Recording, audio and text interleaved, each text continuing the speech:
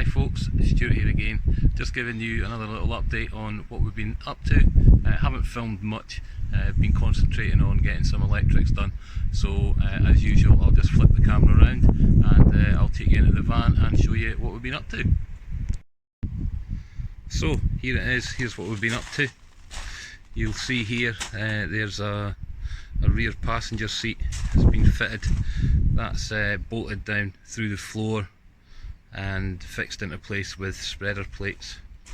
The window has been clad around, I'm not sure I've shown you that before, and this is where I'm putting my electrical. It's not the usual spot for people, I know, but I wanted to keep it all as close to the vehicle battery as possible. So let's just have a little look. So what I've done is I've built this box. It's got the two batteries in it. It's just 5.5mm ply. There's the first of the little USBs going into place. You might think that's a strange place. This is actually going to have a bench over the top of it, so that seat's going to be partially concealed, and this will actually be a bench seat here. So what have we got? So we've got the Ring DC to DC combined battery charger and MPPT solar controller. That's in and all set up.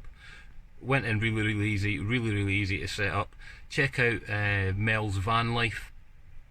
He raves about these, and I can see why. Very easy to install. So my solar comes in up the top here and runs down.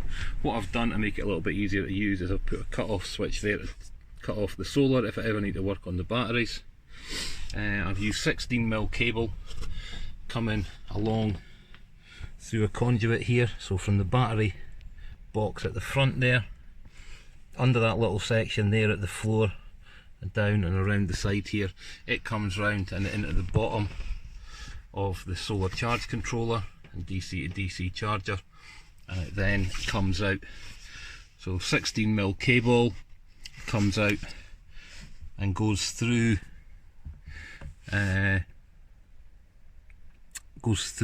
no, it doesn't go through that switch, it comes direct to the battery here.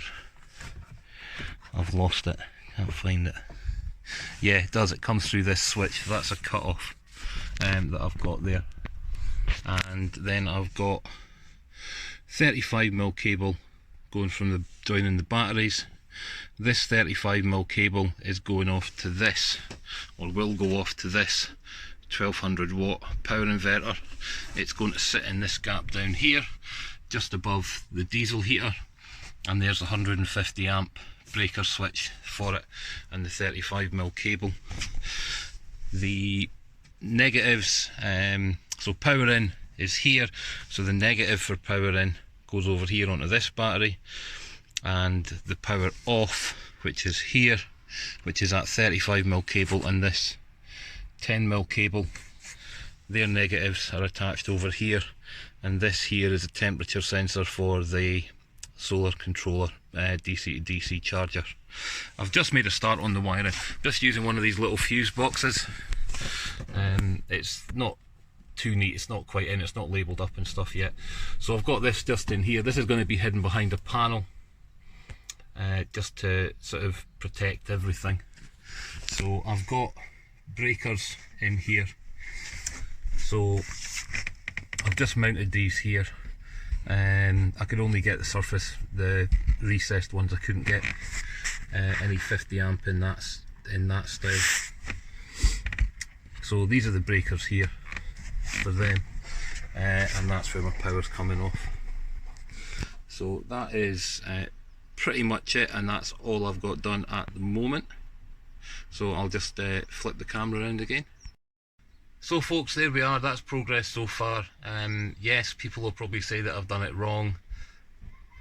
You know, I've researched this as much as I can, I've taken advice from people that know what they're doing with this, so this should all be absolutely fine. It's all working so far. Max fans, and it's wired up, it's working, so everything seems to be going okay. There's 36 volts coming from the solar panels down into the charge controller, and just a couple of amps. That's a pretty overcast day, So if you like this video, please give it a thumbs up and think about subscribing. That would be great, and we'll see you again soon. Thanks.